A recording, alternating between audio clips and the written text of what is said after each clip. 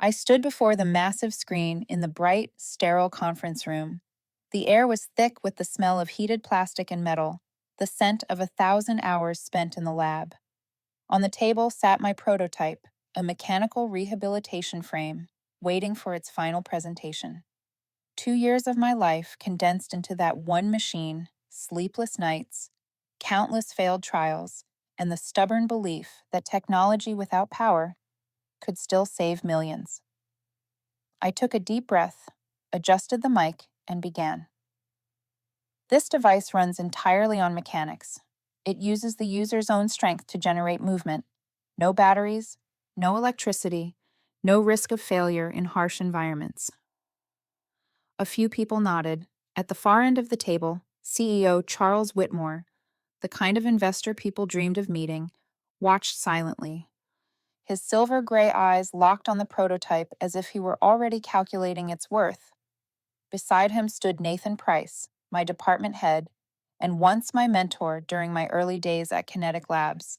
I pressed the activation button. The frame moved smoothly, metal joints contracting and expanding in rhythm, mimicking the steps of someone learning to walk again. Pride began to swell in my chest. Then Nathan spoke, his tone sharp with mockery. Looks impressive, Maya. But are you sure it's durable enough for real-world use? I've tested it for hundreds of hours under extreme conditions, I said, steadying my voice. Let's see for ourselves. Before I could react, Nathan stepped forward, gripped the frame, and shoved hard. A sharp crack echoed through the room. Metal rods splintered apart, clattering across the floor like broken bones. One piece hit the wall with a high-pitched ring. I froze, the controller limp in my hand. The silence that followed was deafening. I could hear my heartbeat hammering in my ears. Nathan let go, smirking. We need practical solutions, not lab toys. A few people lowered their eyes. I wanted to shout, to tell them he had just destroyed 6 months of precision work, that this wasn't a flaw, it was sabotage.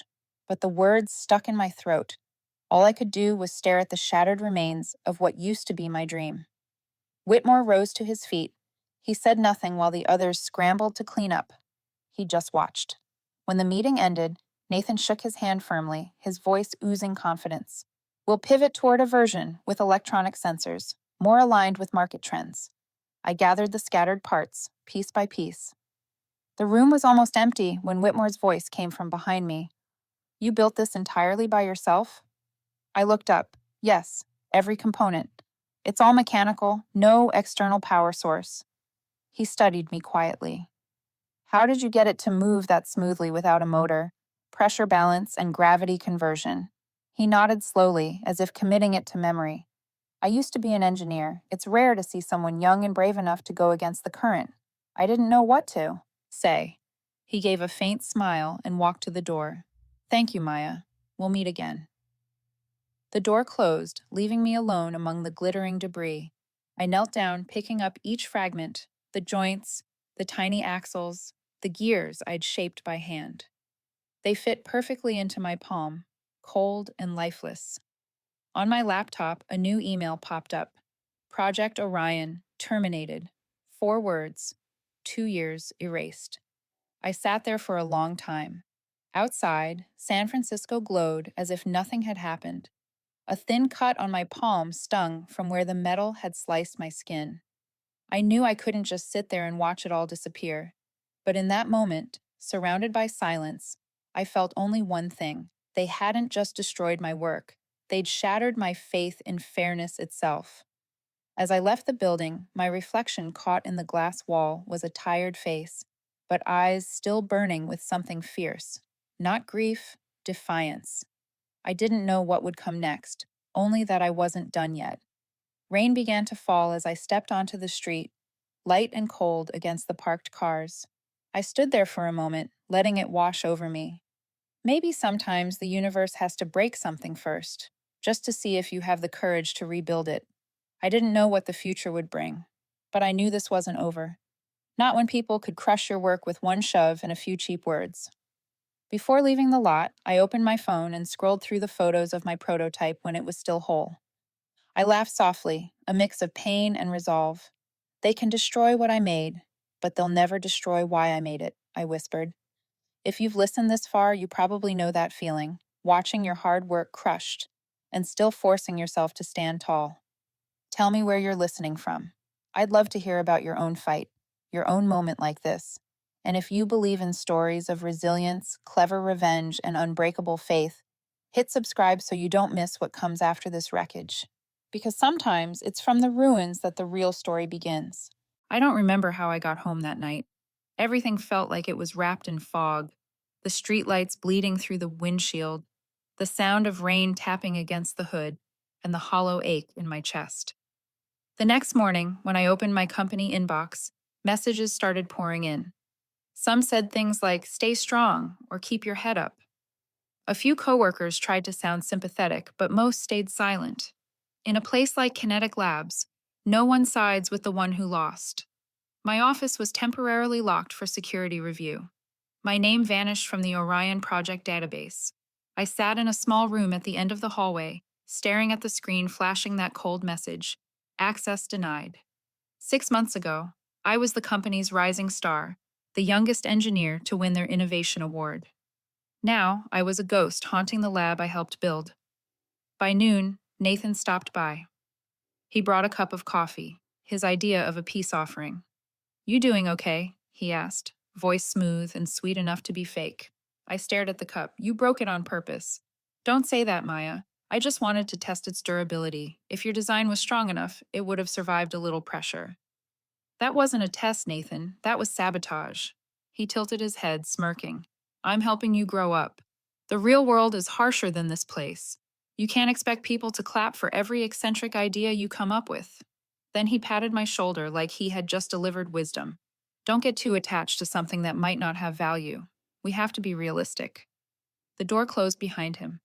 I sat still, fists clenched so tight my nails left marks in my palms. Realistic. That word echoed in my head like a verdict. Later that afternoon, Zoe came by. She was the only one who hadn't turned her back on me. "I heard about the meeting," she said, setting a sandwich bag on my desk. "You can't let him walk all over you like that. I tried, but he's the boss. Everyone listens to him, not everyone. Some of us still care about what's right." "But Maya," Zoe paused, eyes serious, "you need to keep proof of your work. He might reuse it for another project." A bitter taste rose in my throat. "You really think he'd do that? With Nathan? You know how he is. He loves putting his name on things that aren't his." Her words hit like a jolt of ice. That night, I opened my external drive and backed up everything: blueprints, recordings, test logs. I knew one thing for sure. In this world, creativity wasn't enough. You had to protect it. Around midnight, as I was closing my laptop, my phone buzzed. A strange number. I hesitated before answering. Ms. Torres. A deep, steady male voice. "Yes, this is her. This is Charles Whitmore." I nearly shot up from my chair. "Mr. Whitmore, I didn't think—" "Sorry for the late call," he said. "I just wanted to ask about your presentation. The mechanism you designed. Could you explain how it works again?" I hesitated. "Sir, the project's been terminated." "I know. I just rewatched the meeting footage. I noticed something others missed. I used to be an engineer, remember? The way that frame moved, it wasn't luck." His tone was calm but carried a weight that made my pulse quicken. "I'd like to understand the idea better. Not as part of the company, just between you and me. Can we meet?" I stayed quiet. Every alarm in my head went off. This could be a trick, a ploy to extract information, maybe just courtesy, but there was something in his voice, something genuine. I I can." "Good," he said. "There's a small cafe in the Mission District. 8 in the morning. I'll be there." The call ended. I sat staring at the dark screen, feeling like I was standing at a crossroads I wasn't ready to cross. Outside, the rain hadn't stopped. I opened the window and let the cold wind fill the room. If there was even the slightest chance to tell the truth, I'd take it. Not for revenge, but to prove that what I built mattered. They could destroy the project, call me a failure, bury my name, but the idea still meant something. I didn't sleep that night. I rewrote my entire presentation, fixing every line, every diagram. By 5 in the morning, pages of notes and sketches covered my desk. I didn't know what that meeting would bring. a door opening, or another fall. But I knew one thing for sure. This time, I wouldn't let anyone break my idea again. The next morning, San Francisco was still heavy with fog. I arrived at the cafe in the Ishin district almost 20 minutes early. It was a small corner place, quiet, filled with the scent of roasted coffee and soft jazz in the background. I chose a table by the window, fingers tracing the folded set of sketches in my bag. Every line, every note was a piece of memory I had salvaged from the ashes of Project Orion. At exactly 8, Charles Whitmore walked in. He didn't bring an assistant or a security detail, just a dark wool coat and a calm, deliberate stride. When he saw me, there was a flicker in his eyes, as if he recognized something familiar. "Thank you for coming," he said, sitting across from me. "I'm guessing you didn't get much sleep last night." "I'm used to nights like that," I replied, trying to hide the tension in my voice.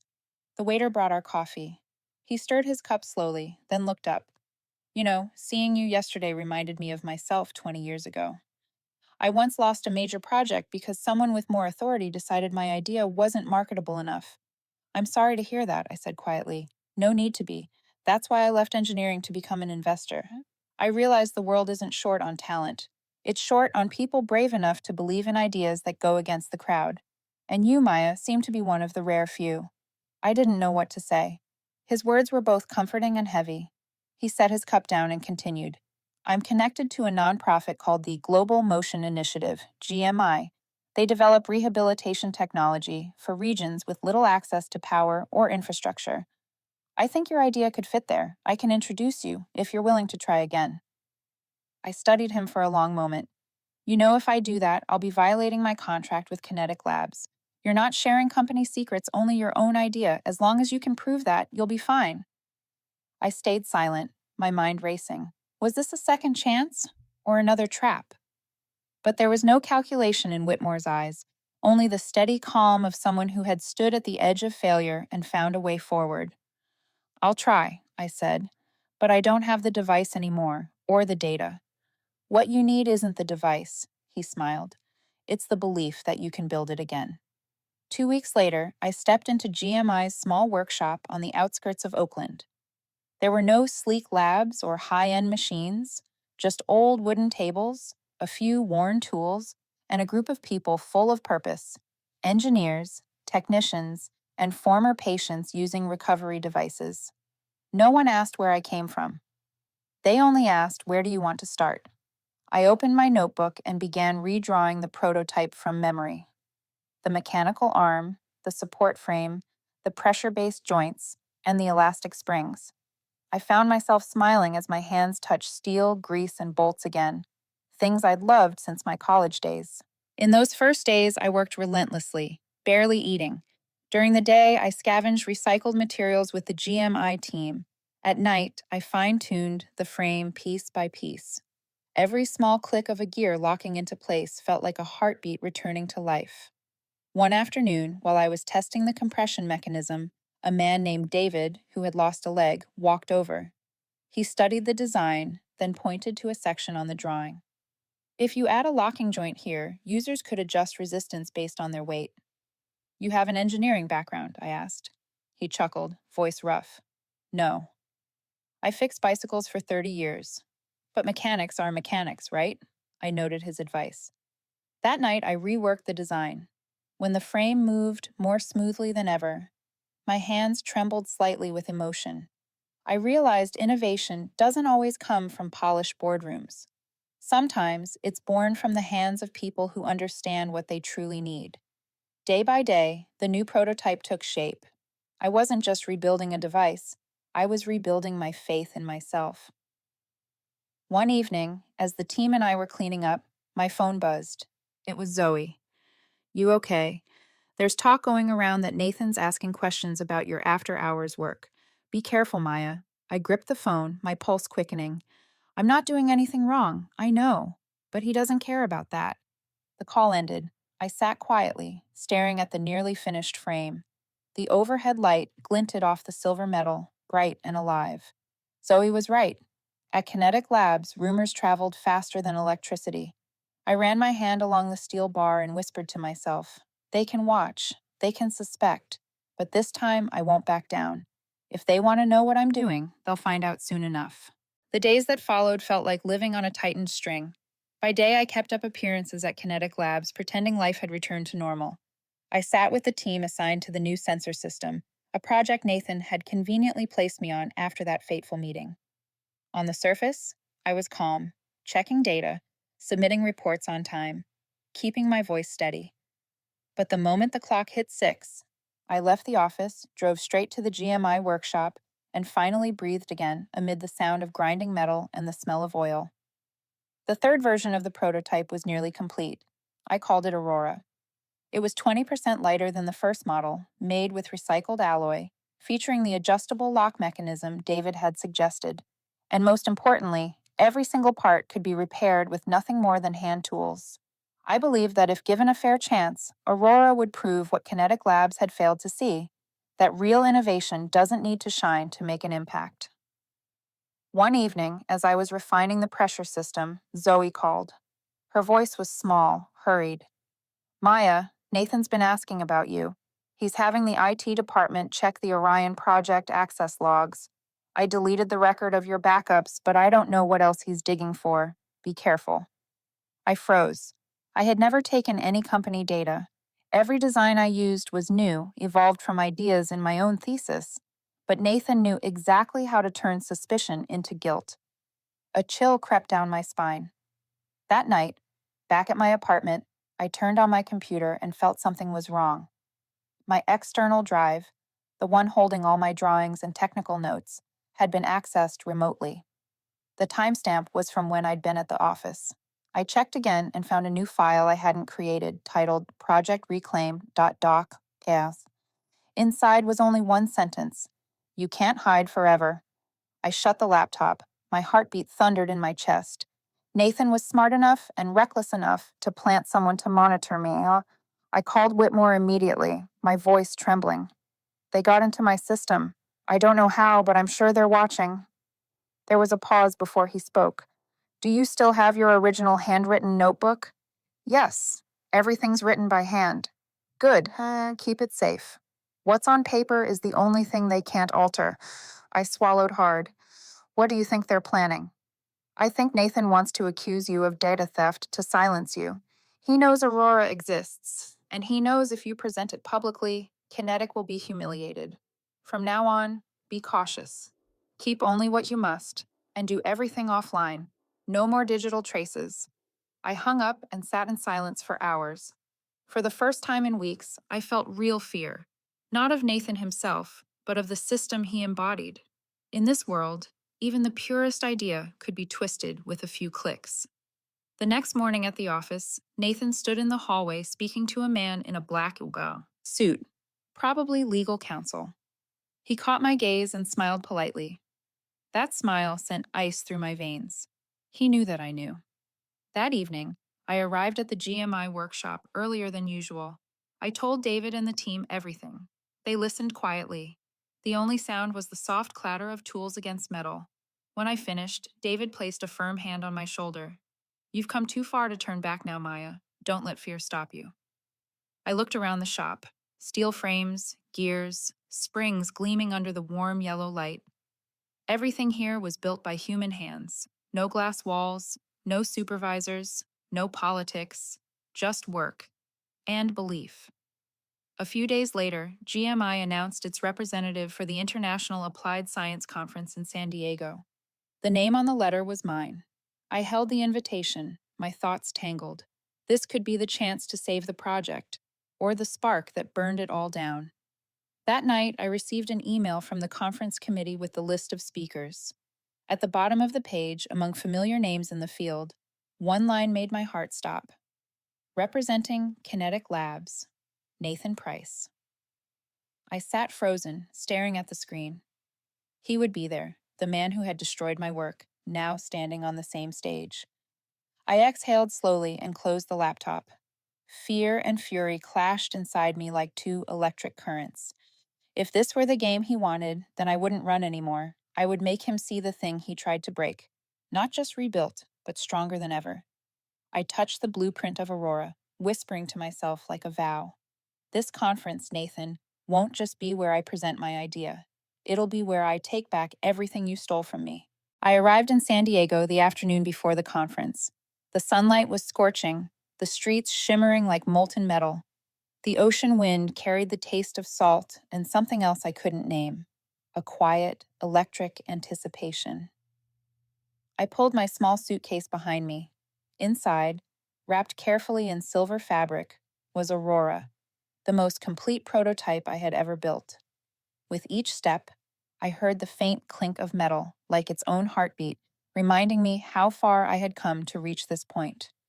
The exhibition hall sat in the heart of the city, vast and gleaming. From blocks away, I could already see the glowing logos of the tech giants flashing across giant LED screens. My booth was small and unassuming, a modest corner under the banner of the Global Motion Initiative. A few old posters, a wooden table, and Aurora resting beneath a white cloth. No PR team, no bright lights, no fanfare. Just me, and an idea that had almost been buried. That evening, I stood by the hotel window overlooking the harbor when my phone rang. Zoe's name lit up the screen. Her voice was rough and urgent. Maya, I just heard from someone inside Kinetic. He brought the legal team with him to the conference. I figured he would. They say he has the Orion patent files, with your signature on them. He's going to claim Aurora is stolen company property. I stayed silent. Below, the city lights trembled across the water, scattered like shards of glass. Zoe continued, This isn't about technology anymore. It's politics. He might lose on stage, but he'll try to crush you afterward. I smiled faintly, not bitter, just quiet. I know. But if I were afraid, I wouldn't have brought Aurora here. It doesn't belong to him, and it doesn't even belong to me anymore. It belongs to the people who need it. Zoe was silent for a moment, then said softly, Then let the world see it, Maya. I hung up, exhaling slowly. Under the warm yellow light, Aurora rested in its case, steel frame glinting like moonlight. I knew one thing for sure. Tomorrow, there would be no room for fear. The next morning, the air inside the hall was thick with plastic, light, and machine noise.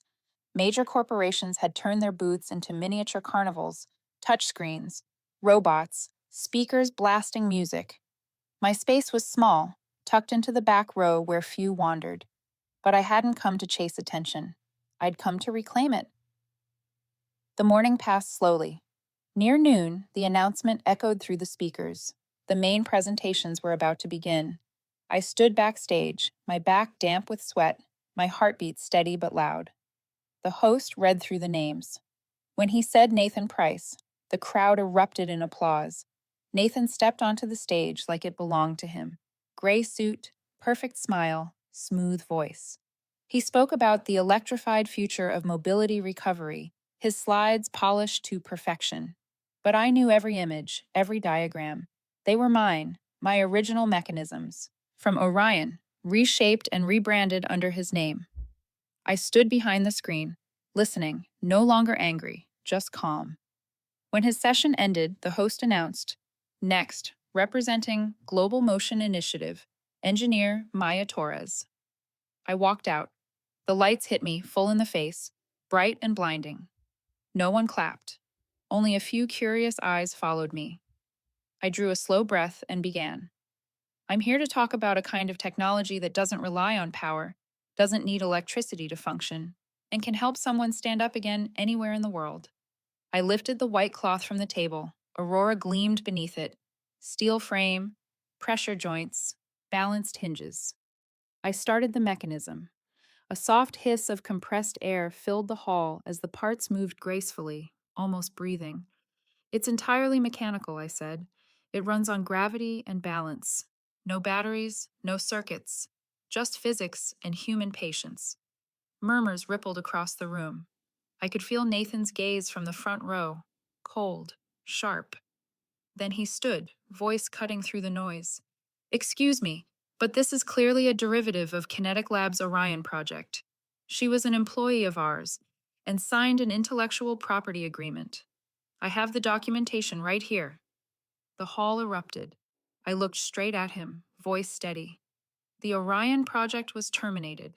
No one at Kinetic believed in this direction. They called it outdated. But these principles don't belong to your company. They belong to anyone who dares to believe that mechanics can change lives. I have my original drafts, written 3 years before I ever joined Kinetic. They're mine. He smirked, flipping the file in his hand. You can say whatever you like, Maya. The world believes in paperwork. That's fine, I said, turning back to Aurora, because the world also believes in what it can see. I gave the frame a gentle push.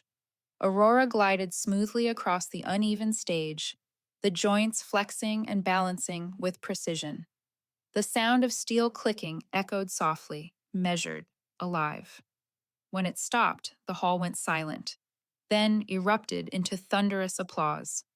I looked toward the front row.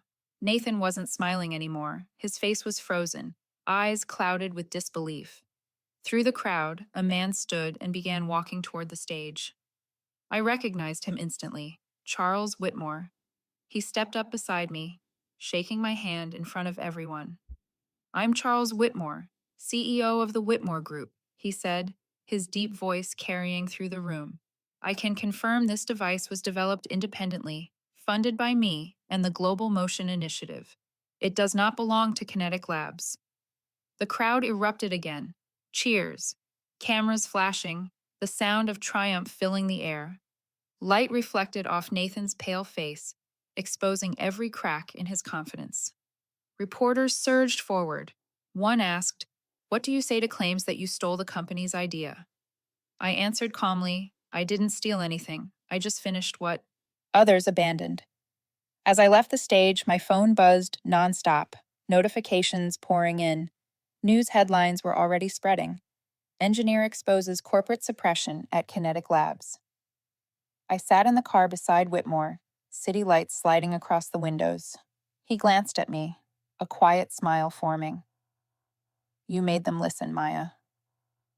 I nodded slowly, still watching the city blur by. Nathan won't stop. That's all right, he said. This time, we're ready.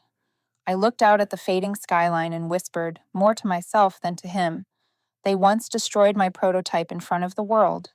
Now the world can see how I rebuilt it. 3 days after the conference, the name Aurora was everywhere. Tech magazines, television networks, and innovation blogs, they all called it a breakthrough in medical rehabilitation. My inbox flooded with hundreds of emails, invitations to collaborate, and congratulations from people I had never met. Some even sent short videos from remote regions, trying to rebuild their own version of Aurora using whatever materials they could find. One woman from Kenya wrote, "If we had a device like this, so many people could work again." That joy lasted exactly 48 hours. On Tuesday morning, the first subject line in my inbox read, "Notice of Contract Breach, Kinetic Labs." I read it slowly, word by word, more than 10 pages long, written in cold, surgical language. They accused me of violating confidentiality, misusing company intellectual property, and damaging corporate reputation. I was to immediately cease all activity, surrender all materials, and stop presenting or producing any device related to Orion. Failure to comply would result in legal action. I called Whitmore. He picked up right away. I know, he said. They sent me a copy too. Nathan's behind this. I don't understand. You confirmed publicly that Aurora isn't part of Kinetic. How can they still sue? Because they don't need to win, he replied. They just need to drag you through the mud. While you're busy cleaning your hands, they'll tell the world you're dirty. I gripped the phone, a familiar mix of anger and helplessness rising inside me. I have proof, the original notebooks, the fabrication logs. Keep them safe. But don't respond. Let my legal team handle this. They're baiting you into reacting so they can twist the story. That afternoon, Zoe called. Maya, it's worse than we thought, she said. In this morning's board meeting, he told everyone you stole data from the company's servers, that you and Whitmore are trying to sell the design to competitors. I let out a dry laugh. He really doesn't know when to stop. He's making it about money. If he convinces them you did this for profit, everything you built around principle collapses. I said nothing. Zoe continued. I checked the server logs. Someone really did access your account, but it wasn't you, and it wasn't me. He might have fabricated evidence. That night, I sat alone in my apartment, the glow of the laptop reflecting off my face. The words from that legal notice replayed in my mind: corporate property, intellectual infringement, reputational harm. Each one cold, empty, but powerful enough to erase anyone's name. I glanced at Aurora resting in the corner, its frame gleaming faintly under the light. It had never felt so silent. The phone rang. Unknown number. Maya Torres. Yes, this is the legal counsel for Kinetic Labs. We're requiring you to surrender all prototypes and related materials within 24 hours. Failure to comply will result in formal litigation. And if I don't, you'll face seizure orders and potential criminal charges. I hung up. My hands were cold. For a moment, it felt like the entire world was closing in. I texted Whitmore. They're demanding Aurora. His reply came almost instantly. Don't give it to them. Meet me at my office tomorrow morning. We'll handle this. The next day, I arrived at the Whitmore Group headquarters. The conference room on the 20th floor overlooked the city, sunlight reflecting off the glass towers. Waiting inside were Whitmore and a tall, sharp-eyed older woman, his personal attorney. You're the main target, Maya, she said. Kinetic's trying to intimidate you, to block any investment in Aurora. If you're tied up in a lawsuit, the project stalls, but I don't believe they have real evidence. I have my original design notes and lab journals. I can prove the concept came from my university thesis before I joined Kinetic. We'll need notarized copies, she said. Leave the rest to us. Whitmore leaned forward, his voice calm but firm. They want you afraid, Maya, but I've been through that phase. This time, we don't defend. We strike back. Strike back how? With the truth. I've reached out to a few board members. Some are already doubting Nathan. If we prove he fabricated evidence, the entire case flips. I looked out the window. The morning sun burned sharply against the glass. And if they don't believe us, then we make the public believe. You have Aurora, Maya. They have paperwork. I bet the world will trust what they can see. That afternoon, Whitmore hosted a closed demonstration for select investors and independent journalists. I presented Aurora again, this time with new upgrades, a smart locking system and modular design. A few hours later, an article began circulating online. Aurora, canceled innovation or corporate theft. It spread fast. Within hours, Kinetic Labs was under fire. They countered with a statement calling me a disgruntled employee, an ethical violator. That evening, I returned to my apartment. The door was open. Aurora was gone. I stood still. I didn't need to guess who had taken it. A message came through moments later. No name, no signature. Want it back? Meet me at the old place. Tomorrow. 8 o'clock. The old place. He meant Kinetic Labs. I turned off the phone and sank to the floor. For the first time in days, real fear hit me. Not the legal threats or the accusations, but the empty space where Aurora had stood. I leaned back against the wall, whispering to myself, "All right, Nathan. If you want to fight, you'll get one. But this time, not just for me, for everyone who believes an idea deserves to be protected." Outside, the night spread across the city, a sea of endless lights. Somewhere in that glow, another game had just begun. I didn't sleep that night. The apartment was dark, lit only by the thin glow of streetlights bleeding through the blinds. I sat by the window, watching the rain-soaked streets below. Somewhere out there, someone was holding Aurora. The thing I had spent nearly 2 years building, the thing that had become a part of me. When the clock struck 6 in the morning, I stood up. I took nothing but my notebook and a pen and walked out the door. The fear had faded. All that remained was a cold, focused calm. If Nathan wanted me to meet him at the old place, I would go. Not to beg for Aurora back, but to end what he had started. Kinetic Labs stood at the top of a glass tower in the financial district. When I entered the lobby, the security guard hesitated. "Ms. Maya Torres, that's right. I have a meeting with Mr. Nathan Price." He glanced at the list on his tablet, then nodded and motioned me through. They knew who I was.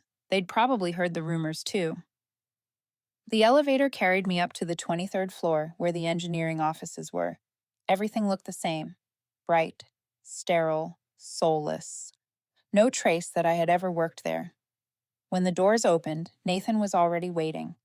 He leaned against the conference table, a cup of coffee in hand, wearing that faint, smug smile. "Right on time," he said. "I thought you might drag it out for dramatic effect." "I have nothing to hide," I replied, setting my notebook on the table. "Do you have Aurora? You think I'd give it back," he said with a laugh. "You should thank me. I'm keeping it safe from being seized. Kinetic has an order to confiscate all materials tied to the lawsuit. If I hadn't taken it first, it'd already be locked in evidence storage. So you stole it to protect me. Stole is such an ugly word." He shrugged. "I prefer preserving company property. After all, you built it while you worked here. The paperwork says so." I met his eyes. "Paperwork can't prove who smashed my first prototype in front of a client." His face twitched before the arrogance returned. "Still obsessed with that, are you?" "Maya, in this world, people remember who wins, not who was right." I stepped closer. "You can fool people once, but not forever. You forged access logs, stole my files, and now you plan to use Aurora to claim the company revived the Orion project.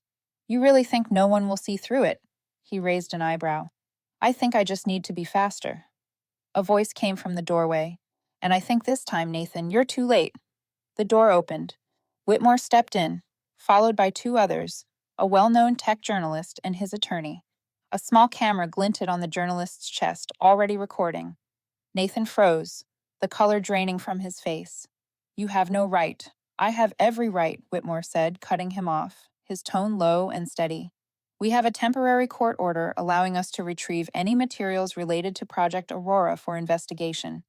If you're holding it without authorization, that's industrial theft." Nathan's hand tightened around his cup. "You think filming this will scare me?" "No," Whitmore replied, "but it'll make sure everyone sees who the liar really is." Nathan turned to me, eyes burning. "You think you've won. No one cares who you are, Maya. When the headlines fade, you'll just be another lucky engineer who got her one moment." "Maybe," I said quietly, "but one moment is enough." I opened my notebook and pulled out the original Aurora sketch, faint pencil lines, dated clearly.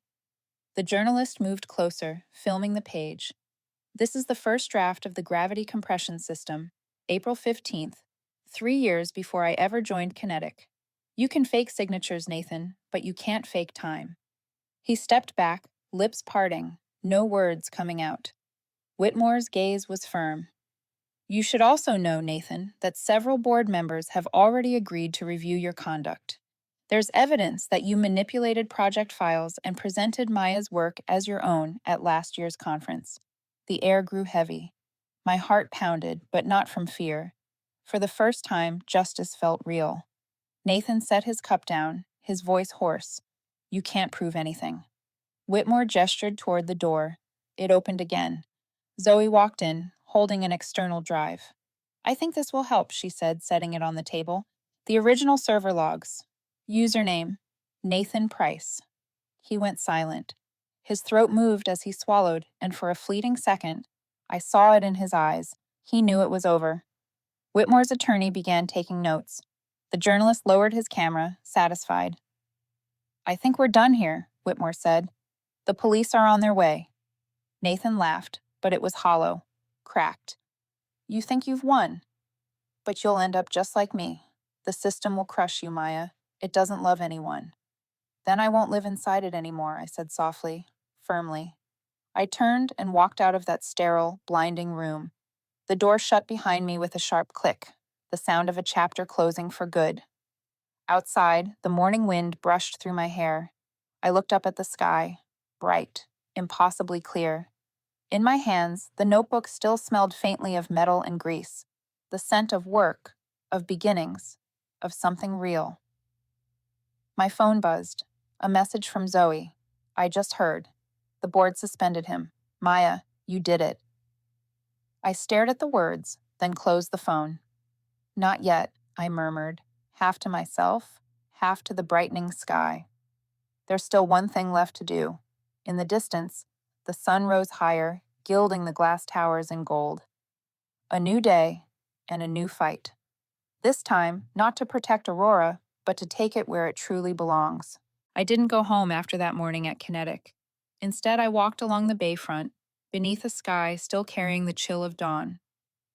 There was an emptiness inside me, not joy, not relief, but the quiet stillness that follows when a heavy door finally closes. I had won justice, yet I wasn't sure what to do with it. As I passed a small cafe, someone called my name. A middle-aged woman stood outside, small frame, wearing a badge that read GMI, the nonprofit that had once given me space to rebuild Aurora. Maya Torres? She asked. I'm Sandra, from the logistics team at GMI. We've been trying to reach you. I stopped, surprised. What's going on? Someone from our legal department needs to see you. They just received a letter from the Ministry of Health. They want to evaluate Aurora for the Global Medical Device Support Program. They're waiting at the South Office. For the first time in months, someone wanted to see me, not because of conflict, but because they truly wanted to understand. I followed Sandra to the office, housed in an old warehouse once used for relief shipments. The place was modest, but alive with purpose. People who believed in what they were building. Inside, a small group sat around a table. GMI representatives, one of their attorneys, and, to my surprise, Charles Whitmore. He was reviewing a thick file, face focused. When he saw me, he nodded slightly. Perfect timing, Maya, he said. The Ministry of Health and two humanitarian organizations want to discuss mass production plans for Aurora. But before we move forward, I need to ask you something. What is it? He slid the folder toward me. Inside was a detailed report, manufacturing workflow, cost projections, supply chain data, and at the bottom corner, the Kinetic Labs logo. I frowned. Where did this come from? We received it this morning, Whitmore said. Someone at Kinetic is claiming they've restarted Project Orion, insisting Aurora is merely an improved variant. They're trying to file the patent before we do. He didn't need to say the name. Nathan might have been suspended, but his shadow was still moving behind the scenes. I pulled out a chair and sat. If they've already filed, we'll need to prove priority. I have my notebooks, original drawings, copies of my thesis, and the demonstration records. Correct, Whitmore said. But I don't want to just defend. I want to strike back. I want to make everything about Aurora public, from the first sketch to what it became, from the day you were dismissed at Kinetic to the day you rebuilt it by hand. A GMI representative looked uneasy. Make everything public? Are you sure? If we do that, anyone can copy the design. Whitmore turned to me, his gaze steady. What do you think, Maya? Do you want to keep it as a trade secret? Or make it open, so anyone in the world can improve, produce, and use it? The question hung in the air. From the start, all I'd wanted was for this technology to reach those who needed it. But after everything that had happened, the thought of letting go of control made me pause. I looked toward the window where the light fell across the table. If I keep it locked, they'll keep hunting me. If I open it, I'll lose profit, but maybe Aurora will live longer than I do. I think that's the only way to make sure it's never buried again. Whitmore smiled faintly. I was hoping you'd say that. My legal team already drafted an open engineering license. It allows anyone to replicate or improve Aurora as long as they credit the original creator and don't commercialize it for monopoly profit. We'll release it globally with full legal documentation. A perfect counterattack. Counterattack? I asked. He nodded. If they use power to claim it, we use transparency to expose them. Once the whole world has access, no one can ever call it company property again. A surge of energy moved through me. Not fear this time, but freedom. I didn't need to hold on to Aurora anymore. I just needed to make sure it would be seen. 3 days later, we held a small press event at the GMI workshop. No stage, no banners, just Aurora, a few engineers, and people who had tested it firsthand. I stepped forward and took a breath. I'm not here to reclaim anything, I said. I'm here to make sure it can never be destroyed again. Starting today, Aurora belongs to everyone. All blueprints, technical notes, and assembly guides are open to the world. Anyone can build it, improve it, and share it freely. This isn't a product, it's a promise. Applause filled the room.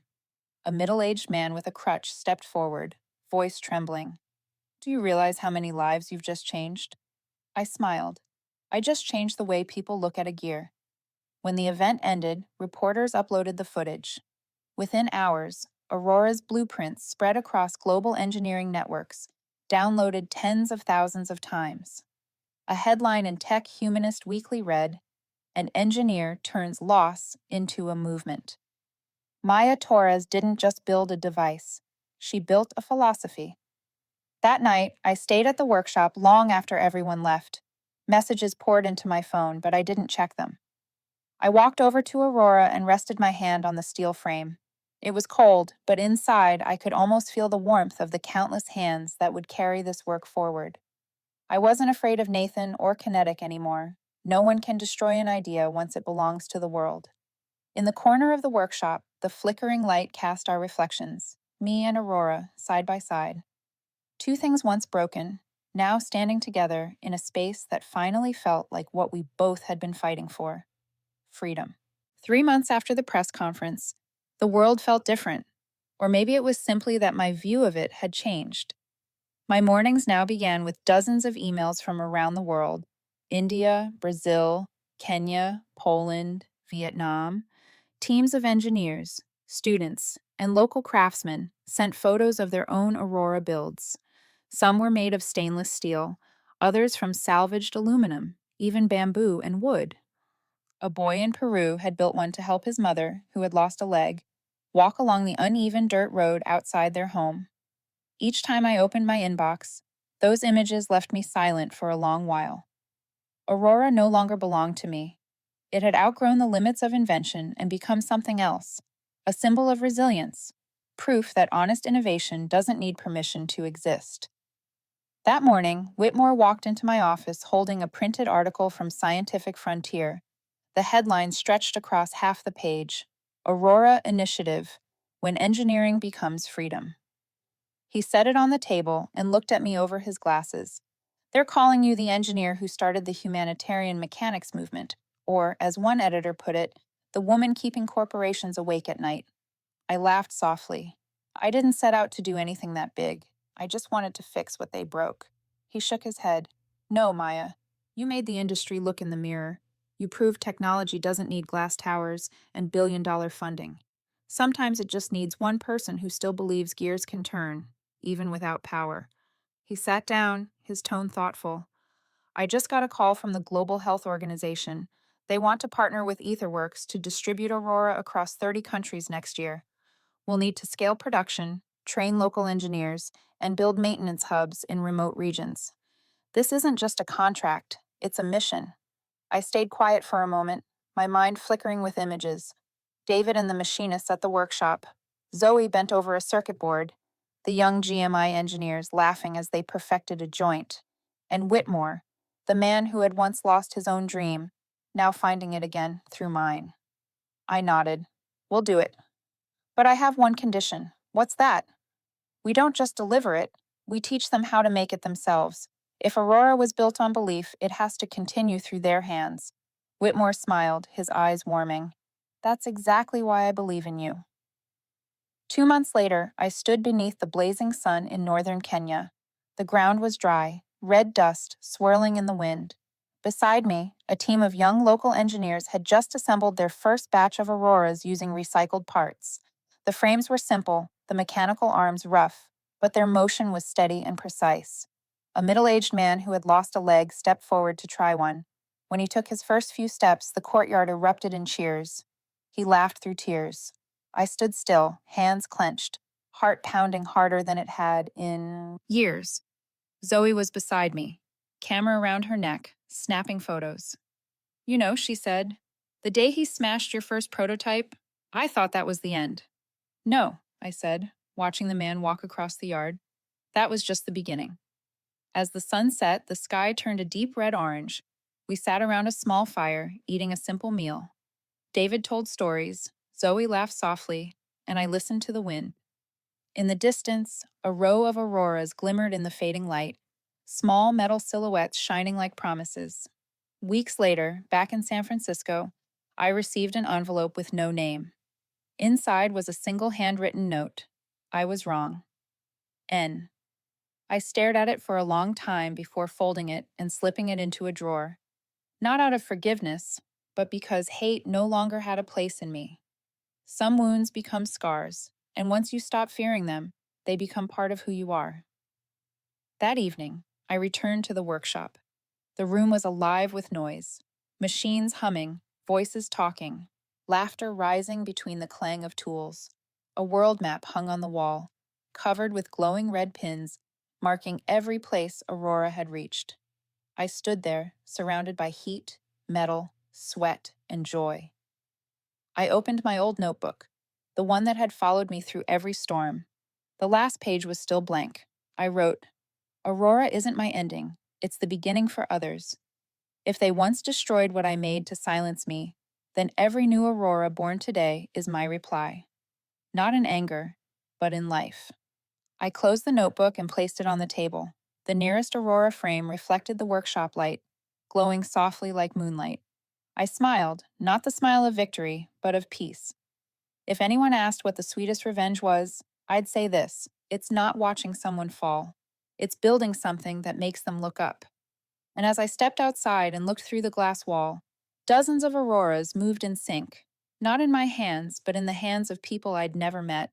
I knew my story had finally been rewritten, not in anger, not in pain, but in the light of a new beginning.